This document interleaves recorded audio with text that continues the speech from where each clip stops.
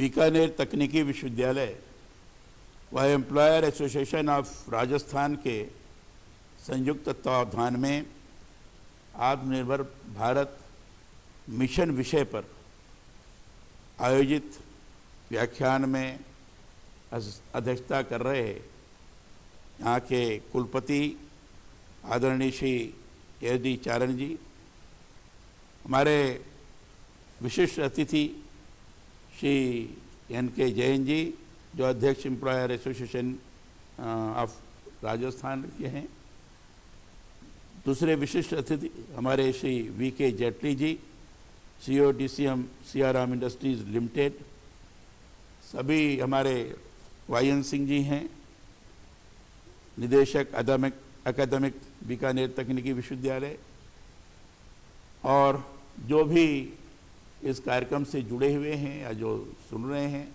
ऐसे सभी सम्मानित अध्यापकगण, सभी छात्रगण, अन्य महानुभाव, मुझे बड़ी प्रसन्नता हुई कि चारण जी ने आत्मनिर्भर भारत मिशन विषय पर कार्यशाला का आयोजन किया है और उसके उद्घाटन के लिए मुझे बुलाया है।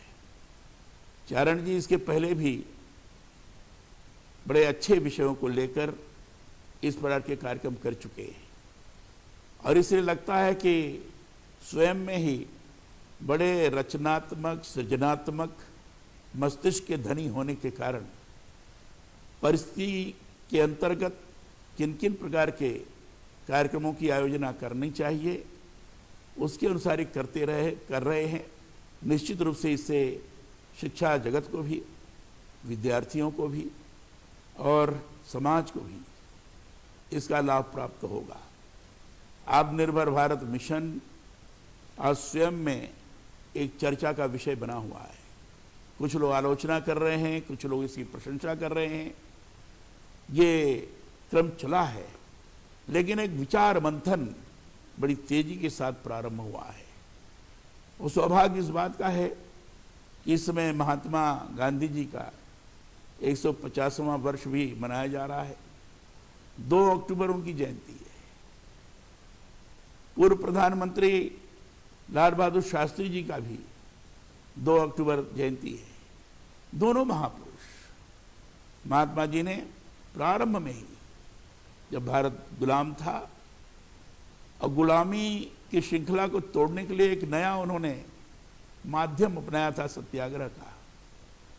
लेकिन उसके अलावा भी ये ब्रिटिश हुकूमत ने भारत को सोने की चिड़िया क्यों कहा जाता था, भारत इतना विकसित देश के रूप में क्यों उस समय लोगों के सामने दिखाई पड़ता था, उसको देखकर उसको लगा था कि जो भारत के अंदर गांव-गांव स्तर पर कुटीर उद्योग धंधों का विस्तार है, जगह जहां लोगों की आवश्यकताओं की, प्राथमिक आवश्यकताओं की पूर्ति के लिए जो लगातार काम कर रहे हैं छोटे छोटे धंधों के माध्यम से, ऐसे जो शिल्प कला में माहिर हैं, जो विभिन्न कार्यों में विशेषता रखते हैं, जब तक इन लोगों को किनारे नहीं किया जाएगा तब तक भारत को ज्यादा दिन तक हम गुलाम नहीं बना सकते, क्योंकि उनकी आर्थिक विपन्नता नहीं बनेगी, आर्थिक संपन्नता बनी रहेगी।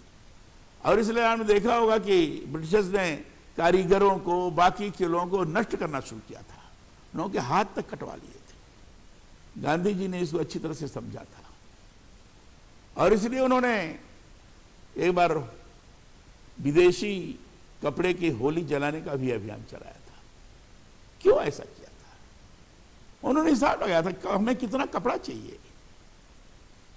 10 लाख गज कपड़ा की आवश्यकता है, एक आंकड़ा उन्होंने दिया था। और इसके लिए 10 से ज्यादा लोगों की नौकरी प्राप्त होगी, तो उसको कैसे करना चाहिए, कैसे लोगों के अंदर प्रेरणा प्रदान करनी चाहिए। कुटीर उद्योग धंधों को जब तक आगे विकसित नहीं किया जाएगा, गांव स्तर पर लोगों को आत्मनिर्भरता का, आत्मविश्वास का सृजन नहीं किया जाएगा, तब तक हम भारत को संपन्न नहीं कर सकते, गुलामी की श्रृंखला से उनको मुक्त भी नहीं करा सकते। और इसलिए उन्होंने उस समय स्वदेशी का नारा प्रदान किया था चरखा काटने का, तकली काटने का, उन्होंने सूत कैसे काटा जाए और अपने ही सूत काट कर कपड़ा बनाकर उसको पहना जाए ताकि स्वदेशी व्यवहारिक स्वरूप धारण कर सके। ये नारा देकर उन्होंने भारत के आम जन के अंदर ये विश्वास स्थापित करने का प्रयास किया था कि स्वयं के द्वारा काम करो, स्वयं के द्वारा काम करोगे तो आत्मनिर्भरता पूर्वक रह सकोगे। इस अभियान को गांधी जी ने लगातार चलाया और स्वयं उस दिशा में लगे रहे। तो स्वदेशी आत्मनिर्भरता का भाव, आत्मविश्वास का सृजन गुलामी के काल में भी गांधी जी ने अपने आचरण और व्यवहार और वैचारिक जो भारतीय विचार था उसको ध्यान में रखते हुए आगे बढ़ाने का प्रयास किया था। ऐसे महापुरुष का आज का जन्मदिन है। तो आत्मनिर्भर भारत की कल्पना, आत्मनिर्भर भारत का आधार स्तंभ तो उसी समय रखा गया था। और दूसरे हमारे जिसके बारे में चर्चा किया श्रीमान जेटली जी ने, लाल बहादुर शास्त्री जी, किसानों को आगे बढ़ाने का प्रयास, उनके अंदर आत्मविश्वास जगाने की कोशिश। हम स्वयं खेत में अपना उत्पादन कर सकते हैं, हम बाहर की चीज नहीं खाएंगे। और उन्होंने कहा था कि हम अपने उत्पादन के आधार पर खाएंगे, PL 48 नहीं लेंगे, 480 नहीं लेंगे, तो हम अपने आप उत्पादन बढ़ाएंगे। और इसलिए उस समय उन्होंने जय किसान का नारा दिया था और ये कहा था कि सप्ताह में एक दिन मत खाना खाओ। उन्होंने से आग्रह किया था ताकि हम आत्मनिर्भर हो सकेंगे, दूसरे के ऊपर अवलंबित नहीं होंगे। और 1965 में अप्रत्याशित युद्ध हुआ पाकिस्तान से, उसमें विजयी हम हुए, लेकिन दुर्भाग्य से ताशकंद में पाकिस्तान साथ समझौते के पर हस्ताक्षर करने के पश्चात शास्त्री जी हमारे बीच में नहीं रहे। लेकिन नारा दिया था उन्होंने, जय जवान जय किसान का। सैनिकों के अंदर उत्साह की वृद्धि हो और किसानों का मनोबल बढ़ा रहे, इस प्रकार का प्रोत्साहन दिया था। ऐसे महापुरुष का भी जन्मदिन है। तो दो ऐसे महापुरुषों का आज जन्मदिन भी है। और ऐसे अवसर पर चारण जी ने आत्मनिर्भर भारत मिशन का एक कार्यशाला चलाया है। इसके लिए मैं चारण जी को बहुत बहुत धन्यवाद देता हूं और उनका स्वागत भी करता हूं। आपने मेरा स्वागत किया, मैं भी आपका स्वागत कर रहा हूं। हमारे श्रीमान नरेंद्र कुमार जैन जी ने बहुत अच्छी बात की। मुझे याद है कि जब आप आए थे मिलने मुझसे, तो मैंने कहा था कि आप जिले स्तर पर देखिए कि किस प्रकार का वहां उद्योग हो सकता है। नहीं, आज मैं आपसे कहना चाहूंगा, आपने बहुत अच्छी तरह से बताया कि आप हर जिले की स्किल मैपिंग करिए, जहां वहां की भौगोलिक और जलवायु की स्थिति का हम सर्वेक्षण करें। वही कितने टेक्निकल इंस्टीट्यूशंस हैं, कितने बाकी के इंस्टीट्यूशंस हैं, कितने इस तरह के लोग शिक्षा प्राप्त कर रहे हैं, पूरी स्किल मैपिंग। और स्किल मैपिंग के आधार पर उद्योग कितने लग सकते हैं, कितने लोगों का समायोजित कर सकते हैं, कितने लोगों को आत्मनिर्भर बनाने की दृष्टि से मेक इन इंडिया के नाम पर हम उनको स्टार्टअप के माध्यम से आगे बढ़ा सकते हैं। ये अगर आपने किया तो मैं समझता हूं कि बहुत बड़ी चीज हो जाएगी। और निश्चित रूप से राजस्थान जैसे प्रदेश में हमें एक अच्छी स्थिति देखने को मिलेगी। इस कोविड-19 में भारत को अब एक नई प्राण शक्ति, नई संकल्प शक्ति के साथ आगे बढ़ना है, विश्व महाशक्ति बनना है। भारत सरकार ने कोरोना संकट से जुड़े जो आर्थिक घोषणाएं की थी, वह रिजर्व बैंक के फैसले थे, और जिस आर्थिक पैकेज का ऐलान हुआ है उसे जोड़ दें तो यह करीब करीब 20 लाख करोड़ का है। अब 20 लाख करोड़ की घोषणा करते हुए मोदी जी ने आत्मनिर्भर भारत की बात की थी। और उसके कई चीज बताया था उन्होंने। एमएसएमई पर ज्यादा जोर दिया था, क्योंकि उसी के माध्यम से आम जन के अंदर जो भी प्रतिभा है, जो टैलेंट्स हैं, उनको प्रोत्साहित करते हुए हम छोटे छोटे उद्योग आगे बढ़ा सकते हैं, इनोवेशन के लिए भी लोगों को प्रेरित कर सकते हैं, और उसके आधार पर स्टार्टअप के माध्यम से उनके अंदर आत्मविश्वास का जागरण भी कर सकते हैं, और इससे हमारा आत्मनिर्भर भारत आगे बढ़ेगा।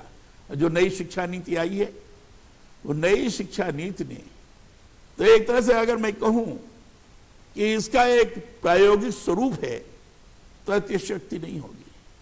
आपने देखा और नई शिक्षा नीति में कक्षा 6 से ही व्यावसायिक शिक्षा देने की बात कही गई है।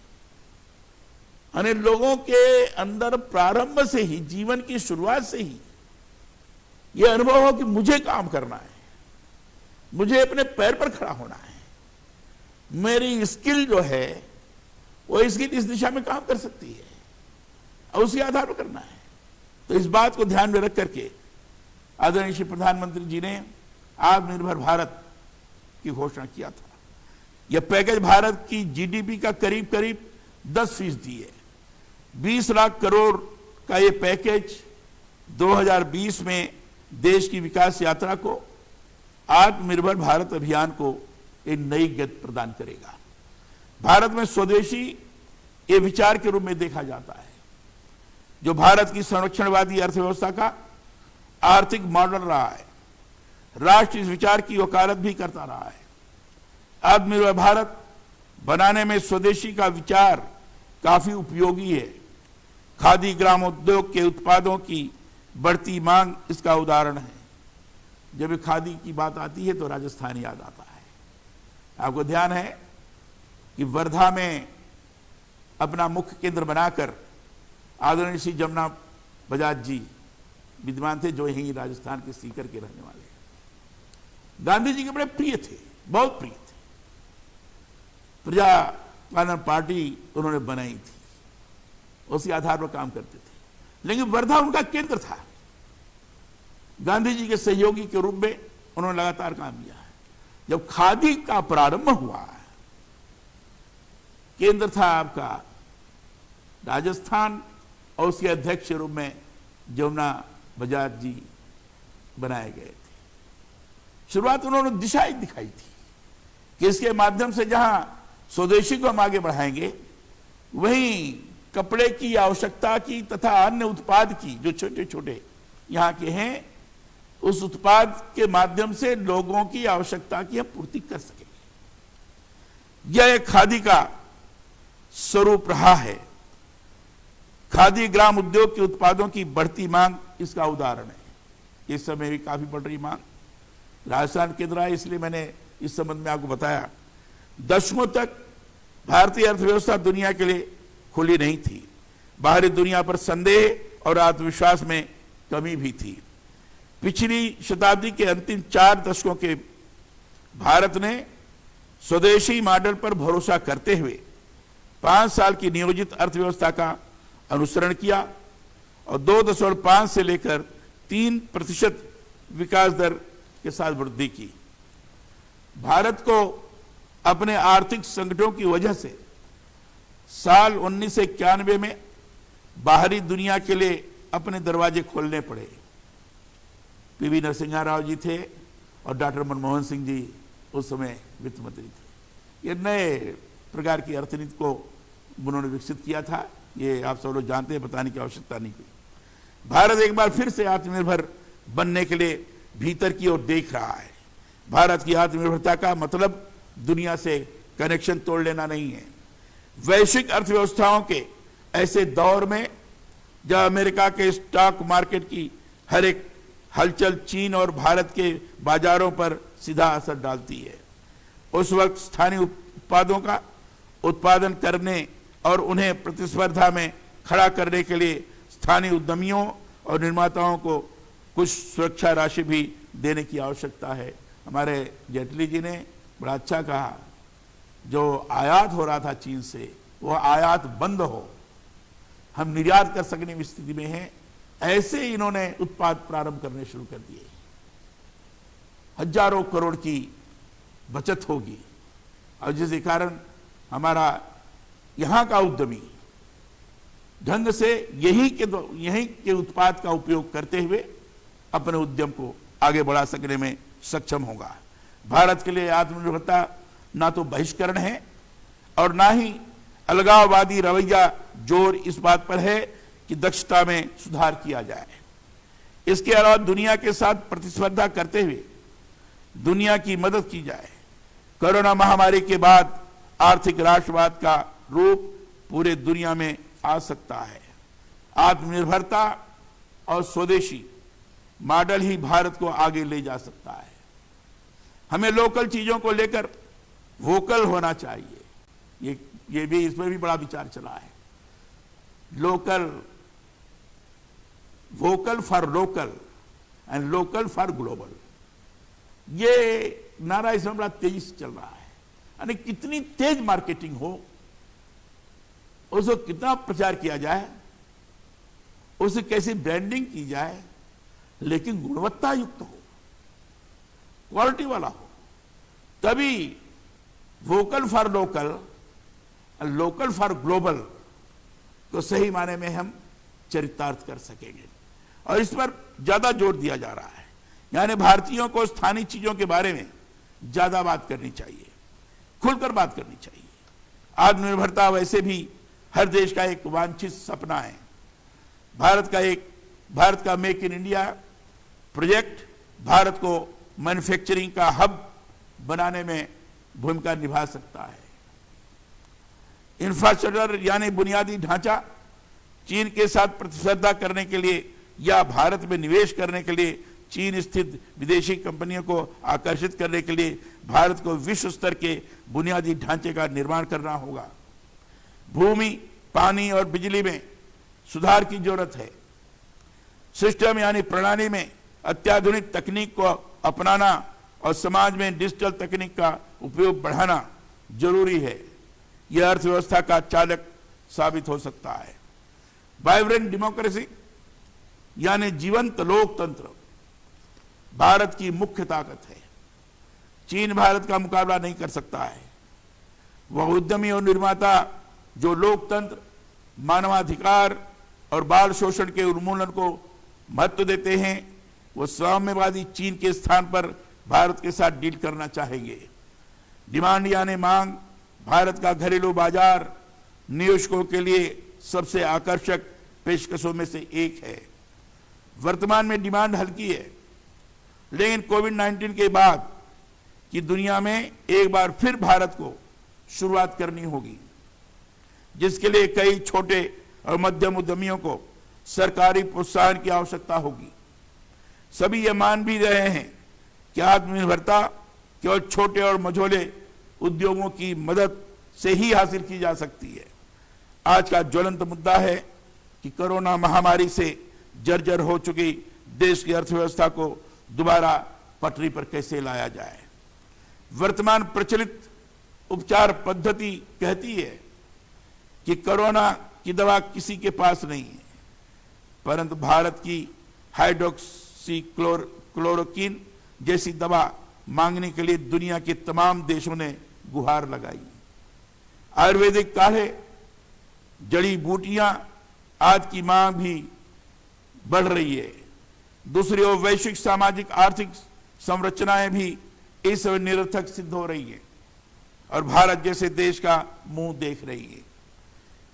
भारतीय प्रतिभाओं ने जिस स्वदेशी प्रतिमान को कभी इस देश में खड़ा किया, कोरोना महामारी से लड़खड़ाती दुनिया उसे बड़ी आशा से निहार रही है। इसलिए जरूरी हो गया है कि इसे एक विमर्श का मुद्दा बनाया जाए।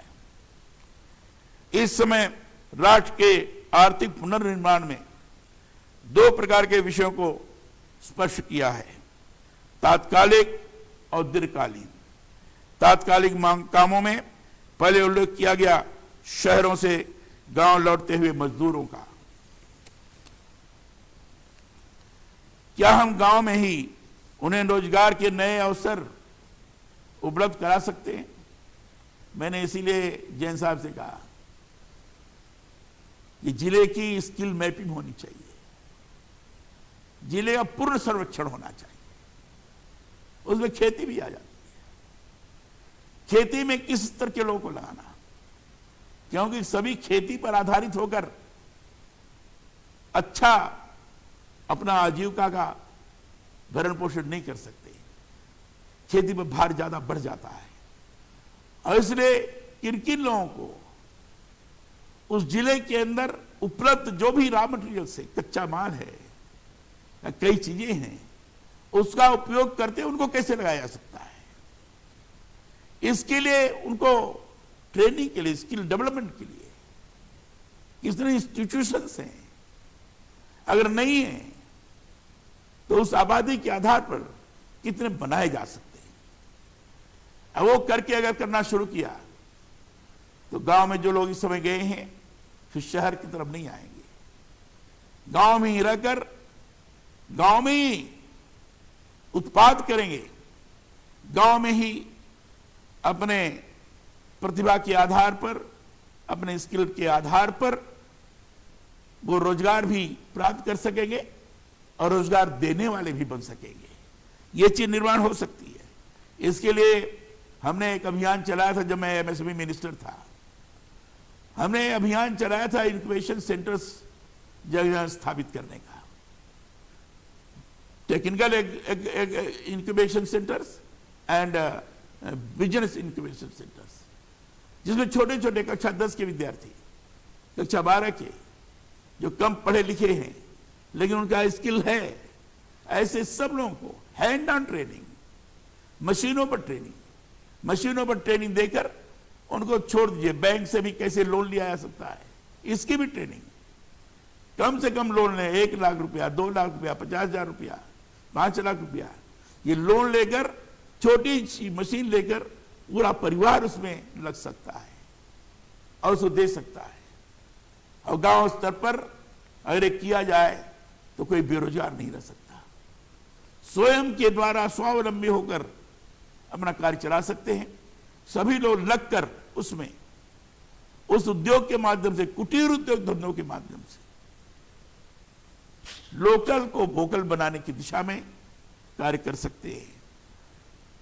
ऐसे में महात्मा गांधी के ग्राम स्वराज, एपीजे अब्दुल कलाम के पूरा नाम था provision of urban amenities in rural areas, इसे पूरा कहते हैं। Provision of urban amenities in rural areas से लेकर नानाजी देशमुख के समग्र विकास तक के उदाहरणों के संदर्भ ताजा हो गए।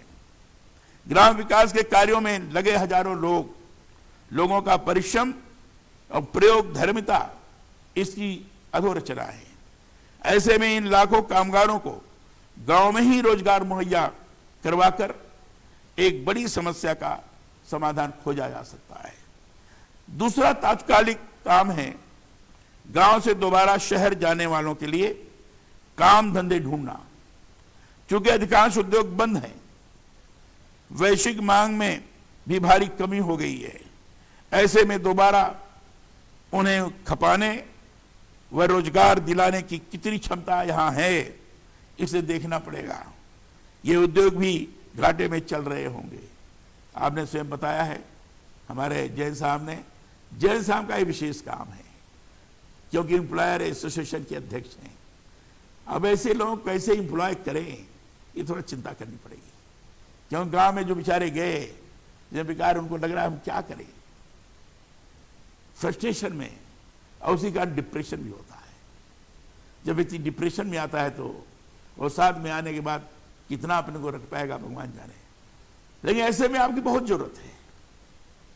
ऐसे में आपको देखना पड़ेगा कि कितने उद्योग हैं जिन उद्योग में हम इतने एम्प्लॉय कर सकते हैं। यद्यपि आपने कहा है, हमारे चारण साहब से आपने कहा है कि आपके विश्वविद्यालय में जो छात्र हैं या कहीं भी हैं, अगर उनको इंटर्नशिप के लिए किसी उद्योग में लगाना है तो मैं तैयार हूं।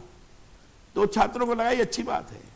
लेकिन जो बेरोजगार पड़े हुए बेचारे आए हैं, उनकी नौकरी खत्म हो गई है, वो शहर की तरफ आ रहे हैं, उनको क्या करेंगे? ऐसे लोगों को भी हम कर सकते हैं क्या, क्योंकि उन्होंने उद्योगों में काम किया है।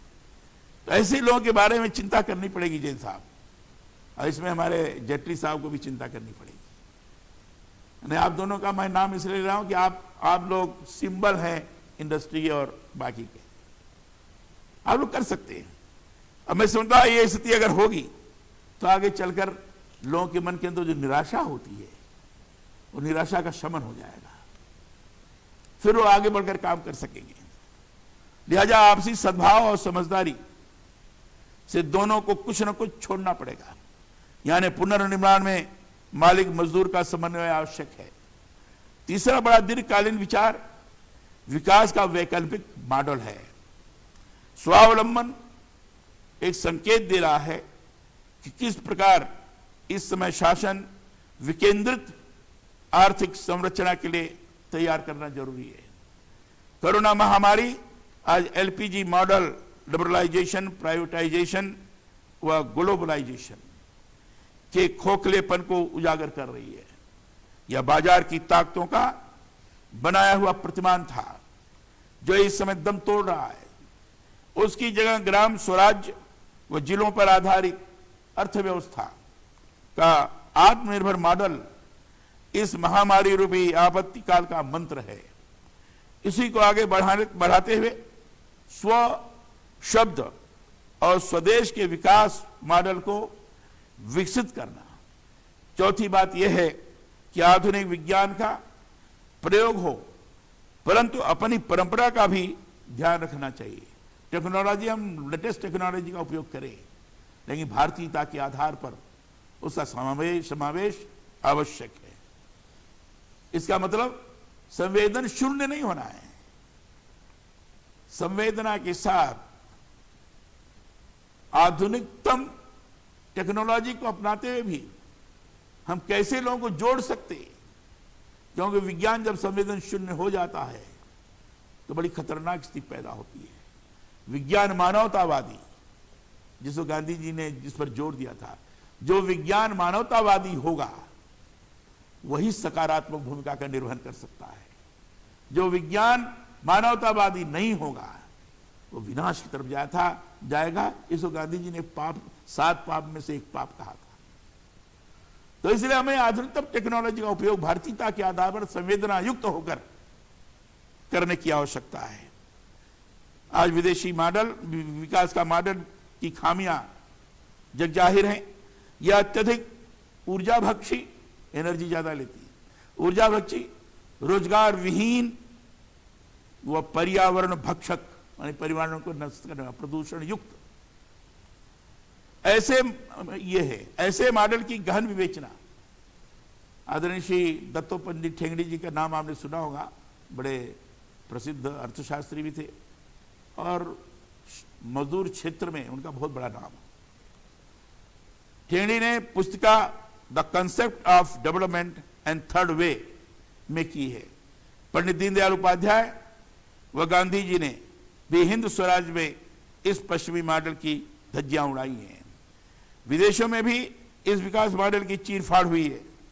सिंगापुर यूनिवर्सिटी की एक रिपोर्ट में बताया गया है कि कोरोना के फैलाव का मुख्य कारण अत्यधिक शहरीकरण है। अत्यधिक शहरीकरण, वैश्वीकरण तथा अत्यधिक संपर्क है। जहां जहां पश्चिम मॉडल प्रसिद्ध हुए वहां इसके दुष्परिणामों के कारण इसका विरोध हुआ है। इसलिए कोई विकेंद्रित व आत्मनिर्भर भारत ही मॉडल ही इन बीमारियों से बचा सकता है। एक अहम प्रश्न यह है कि इस वैकल्पिक स्वदेशी संरचना को कौन लागू करेगा। दरअसल 3 स्तरों पर हो सकता है: शासन, प्रशासन और समाज द्वारा। शासन प्रमुख रुचि दिखा रहे हैं।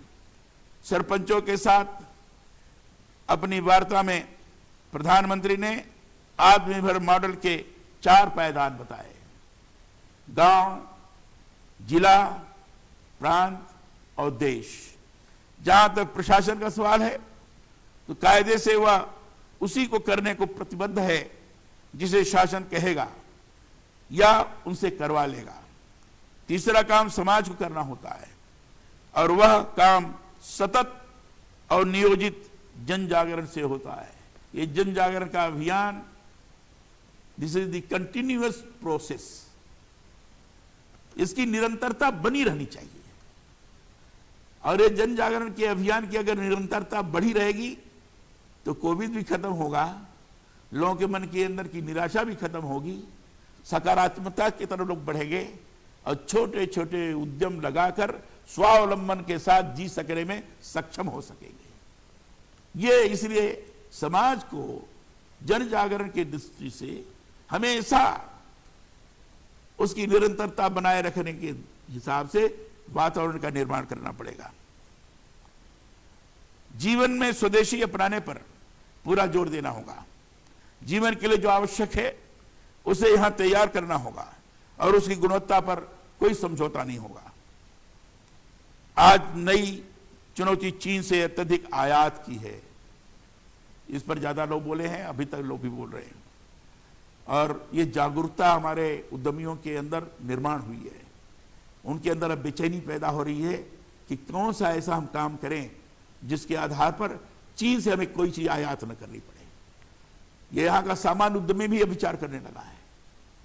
सामान्य उद्यमी, मध्यम उद्यमी और जो बड़े उद्यमी हैं उनको छोड़ दीजिए। तो ये बड़ी तेजी से साथ बढ़ा है। हम बाहर से आयात नहीं करेंगे, अपने ही देश की बनाई हुई चीज को, मेक इन इंडिया के नाम पर जो भारत के प्रधानमंत्री ने हिंदुस्तान को मैन्युफैक्चरिंग हब बनाने का कल्पना की थी, वो साकार हम करेंगे। इस भाव से प्रेरित होकर आज लोग काम करने की दृष्टि से आगे आ रहे हैं।